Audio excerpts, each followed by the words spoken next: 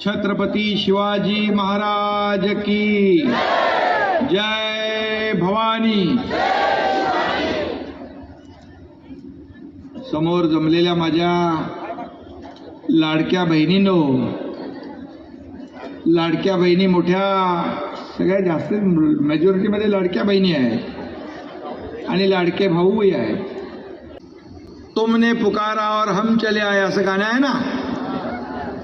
मुर्जी काका ने पुकारा और मैं यहाँ चले आया। मुर्जी कुठं आहे?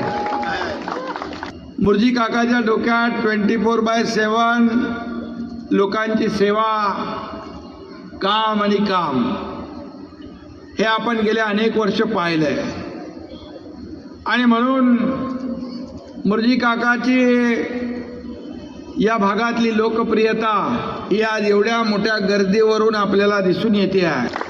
का मुर्जी काका एकदा हातात काम घेतलं की ते काम पूर्ण केल्याशिवाय स्वस्थ बसत नाही। मुर्जी काकाला चर्चा करताना काही गोष्टी सांगितल्या, मुर्जी काकाने मनावर घेतल्या आणि जास्तीच मनावर घेतल्या त्यांनी। या महाराष्ट्रातल्या करोडो लाडक्या बहिणींचा लाडका भाऊ ही ओळख एकनाथ शिंदेला तुमच्यामुळे मिळाली। ही सर्व पदांपेक्षा मोठी आहे। आम्ही देखील गरिबी पाहिली आहे, आमच्या आईची पत्नीची काटकसर पाहिली आहे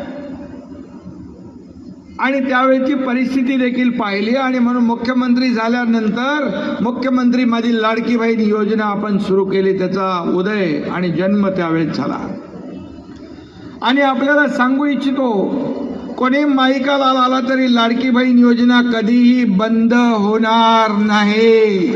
मी मुख्यमंत्री असताना 2.5 वर्षाच्या काळात जे निर्णय घेतले, ऐतिहासिक निर्णय घेतले, आज महाराष्ट्र पुढे चाललाय। आमची टीम काम करते, देवेंद्रजी मुख्यमंत्री म्हणून काम करतायत, लाडक्या बहिणीने एकत्र आणलंय।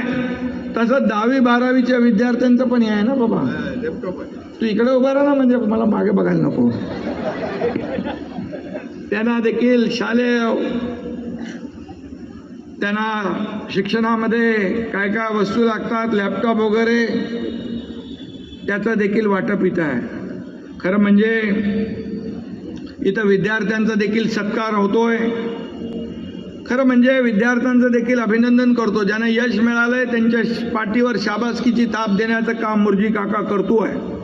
आणि म्हणून मी एवढंच सांगतो, जिंदगी के असली उड़ान अभी बाकी है, जिंदगी के कई इम्तिहान अभी बाकी है। अभी तो नापी है मुट्ठी भर जमीन, अभी तो सारा आसमान